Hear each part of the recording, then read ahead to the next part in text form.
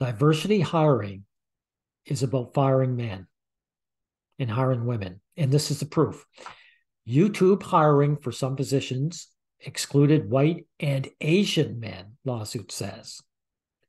YouTube, that's the very platform we're talking on now. Why would they get rid of a minority group? Why would they not hire Asian men? Are they not a minority? I would dare say they are. So this is what's going on here. Now we'll look at two things. We'll look at this article, and we'll also look at this Asian couple making excuses for this. Are Asian next in line to be white? Really? What do you mean by white? They're not talking about race. You're either white or you're not. So white means something else. And what I'm saying is, are Asian men next on the list to get zapped? Well, they are. They're doing it on YouTube now.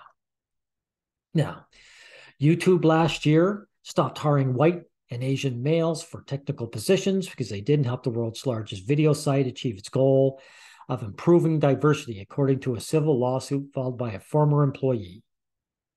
The lawsuit, filed by Arne Wilberg, a white male who worked at Google for 9 years. Wow, he's a veteran, including 4 years as a recruiter at YouTube. Wow, he recruited people who then probably booted him out.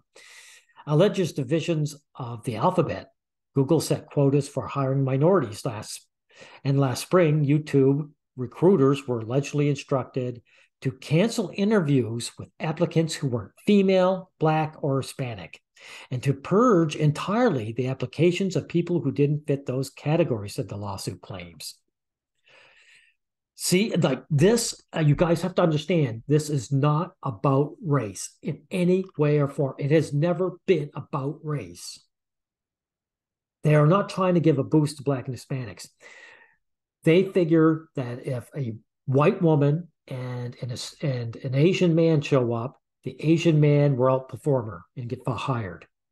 So they're getting rid of their applications. They figure the white female will outdo the Black or Hispanic man. They don't want any men here. Do you understand that? Google spokeswoman, exactly, said the company will vigorously defend itself in a lawsuit. Yeah, if the KKK had a business and they were keeping out Blacks and Jews, they would also vigorously defend themselves in a lawsuit because that's what they want. You know, this spokeswoman, she doesn't want Asian men around. And by the way, if some Asian woman shows up, she's not Asian anymore. She's a woman. That's how it works because it has nothing to do with race. It's about firing the guys and hiring women. Do you understand that? Okay. Now, she said, we have a clear policy of hiring candidates based on their merit and not their identity. Bold-faced lie. Bold-faced lie. Because they're willing to get rid of guys who succeed in this field because of their identity, their male identity. Now, they're also going to contradict themselves in the very next sentence. At the same time, we unapologetically try to find diverse pools of qualified candidates for open roles, as this helps us hire the best people, that means women, improve our culture, that means we'll get rid of men, and build better products, which they can. You get rid of the men who belong there, your products are going to suffer. But that's what it's about. Firing the men and hiring women.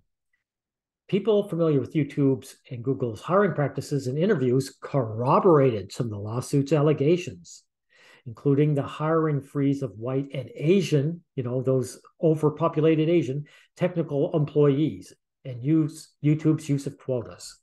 Exactly. You know what this is about.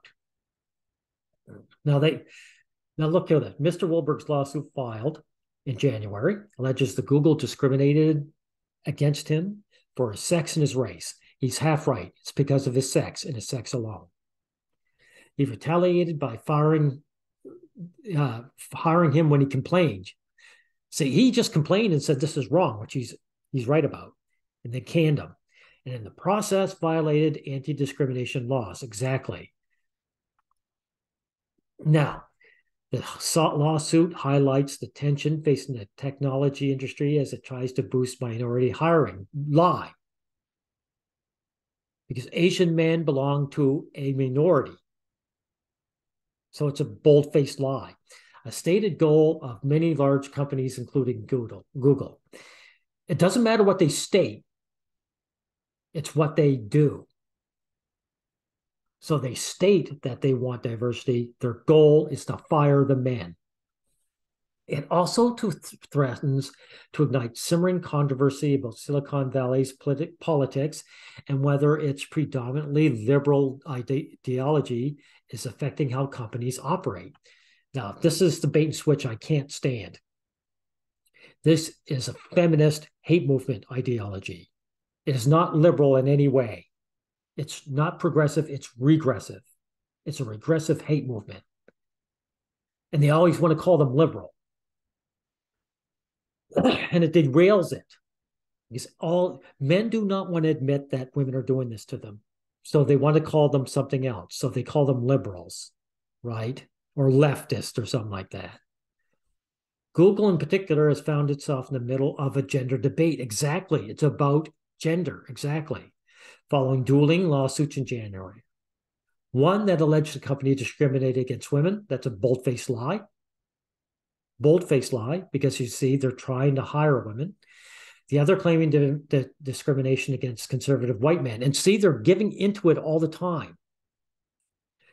Conservative white men. Hey, you guys, are Asian men white men? No. See, these conservatives want to make it about left-right politics. This has nothing to do with left and right. It has nothing to do with race.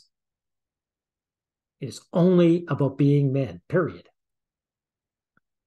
The latter suit was filed by plaintiff James Damore, an engineer who was fired from the company last year for distributing a memo that suggested men were better suited to certain tech jobs than women. And he'd be right. I mean, he's going by experience. And to be honest, even if you find a woman who's just as good as a guy, usually they're not interested. They're not interested. Now, Wilbert 40 alleges he complained to multiple managers at YouTube about its hiring practices over the past 2 years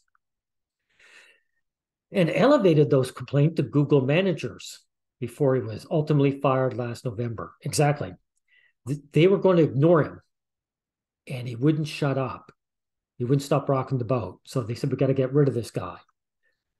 This guy doesn't know his place. Exactly. Now, Mr. Wilberg alleges his performance review suffered after he declined to adhere to YouTube's diversity hiring goals. This is how they knew they wanted to get rid of him. So, of course, what they do, they started lying about him doing well at work. And that way they could fire him for that reason. And their goals is to get rid of men. So he disagreed that men should get fired. That's what's going on there. Now, look at this. In the spring of 2016, Google's Human Resources Department launched an investigation of YouTube's hiring practices, interviewing each recruiter. The investigation appeared to be ongoing through the end of 2017. YouTube allegedly tried to cover up the hiring practices in 2 instances. According to the complaint and a person familiar with the matter, in January 2016, Mr. Wilberg alleges he was told in a meeting that YouTube had to clean up its diversity hiring practices, that managers deleted all email messages about those goals. Yeah, they're covering their tracks. Sometime in mid-2017, YouTube told recruiting staff to stop tracking the number of hires from minority groups and instructed them not to make hiring decisions based on diversity status, according to the lawsuit, and a person familiar with the matter. Yeah, exactly. So finally understand this, guys, what this is about. These diversity hires and quotas was always been about firing men and replacing them with women. Always. And it doesn't matter if YouTube suffers from this or not. All you guys know that these feminists, they're first and foremost a hate movement. Everything else becomes a distant second. Now, I think YouTube is just too popular, too big to fail. But I mean, if it did, the feminists running it would say so be it. Now, let's get into this nonsense. Are Asians next to be white? Well, why don't we tackle that question in this last episode? Are Asians next in line to be white? Welcome to A People's History of Asian America. Remember that scene in Get Out where there's that one Asian guy at that all-white barbecue? Oh, trust me, I remember. We first see him when Daniel Kaluuya's character Chris thinks he's meeting his white girlfriend's family. Except, all these white people are actually there to buy his body. Including that one Asian guy. Wow, that's tough stuff. And there's also the movie Do the Right Thing, where there's that one Asian grocery store in a predominantly black neighborhood. 20 C energizers? D, not C, D. When Sal's Pizzeria is set ablaze, Sunny, the Korean store owner, becomes a target of the mob. This is important. This is important. Why are these black men mobbing these Koreans? They're not white people. They haven't done anything personally, and they don't have a history of their ancestors had nothing to do with the slave trade of Africa. There's absolutely no reason for them to attack this guy. So what this is the group, they're othering another group of men. He's not one of us, get him. Racism at its foundation is anti-male. It's about attacking other groups of men. They don't see him as a white man. They just see him as someone who's not me. That's all that's going on here.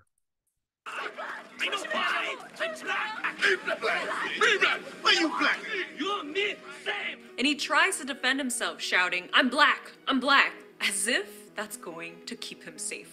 Well, what should keep him safe is the fact that he's done nothing to these people. He doesn't represent the powerful white man, does he? He's just a humble store owner who's been kind and honest with them. He is right in the way that we're the same as that we're both minorities. But notice no one gives a shit about whether you're a minority or the majority, as long as you're the other guy. You can see the confusion among black folks in this scene too. Does this Korean man have white privilege? Because he's certainly not black, but still, as a store owner, he's financially benefiting from black people. What I think is so brilliant about both of these... He's not using them. He's not benefiting from them any more than they're benefiting from him. It's a trade. They give him money and he gives them stuff they want. It's a trade. This guy isn't... Look how they're trying to frame this. They're trying to frame it as if this Korean man was taking advantage of the black population. These movies is their commentary on Asian proximity to whiteness. In Get Out, the Asian character... How is he proximate to white people when his store is in a black neighborhood? aligns himself with whiteness so much that he participates in the oppression and potential murder of a black person. Well, in his case, they were old people who wanted young, healthy bodies. So I think in his case, for that movie, he really just wanted a young, healthy body. Right? That's all it was really about. In Do the Right Thing, the Asian character aligns himself against whiteness so much that he claims blackness. No, he's not aligning himself against whiteness. He's a scared man who sees a mob that might destroy him and his place, and he's saying whatever he thinks he has to say to save it. This man, it's absolutely criminal if this man was hurt or his store was damaged. These people don't deserve that. He doesn't deserve that. But only when it was convenient for him to save himself. Understanding how the idea of whiteness has been Oh, I see. So this guy was just a basic store owner. He owes the black community something. He has to sacrifice his business and his time and fight the super white man or whatever. Come on. This is pathetic. constructed is central to the violence depicted in both of the movies that we talked about, but it is also central to answering our question: are Asian people next in line to be white? So how did we arrive on the modern concept of whiteness? Let's turn to critical race theorist. No, we're not. We're not going to listen to that. We'll go to the conclusion. I'll save you guys the pain. And by the way, like I said, if I didn't say it already, if these two decide to put their resumes in Google, this woman wouldn't be considered Asian. She'd be considered a woman. So again, this has nothing to do with race. It's only about your sex, buddy. Okay. All of this goes to show that, 1. Claiming whiteness will never work as a response to racial injustice, because whiteness and white supremacy is actually about producing and maintaining inequality. But Asian men aren't claiming whiteness. They simply entered the rat race and they have succeeded. That's what the problem is here. People don't like the fact that these Asian men have achieved some kind of success. It's hatred of men prospering. And 2, resorting to anti-blackness will not only hinder justice for Asian Americans, but all communities who are perceived as not white. To close off this last episode of our show, A People's History of Asian America, your favorite show, here are the powerful words of Kathy Park Hong once again, exploring why whiteness will make Asian people disappear. When I hear the phrase, Asians are next in line to be white, I replace the word white with disappear. So if Asian men succeed, they lose their culture. Notice these two are not talking about culture at all. Are they? You mean they lose their victimhood status if they succeed? Asians are next in line to disappear. We are reputed to be so accomplished and so law-abiding, we will disappear into this country's amnesiac fog. Thank you for admitting this. We're so accomplished and law-abiding. We're so accomplished. That's what it is. You just bolstered everything I've been saying. People don't want men to prosper. So when Asian men prosper, instead of saying, this is good, a minority group has grown, what they say is Asians are white now. They're the bad guys. They did the crime of achieving success through their brute effort and merit. This has always been about hating men, always. And I'm going to go back here and repeat it. That's what diversity hiring has always been about. It's an attack on men. It's to keep us down. If men succeed, we become the bad guy, and then they work to exclude us. And that'll be true to any of you Black and Hispanic men if you achieve success. Goodbye, everyone.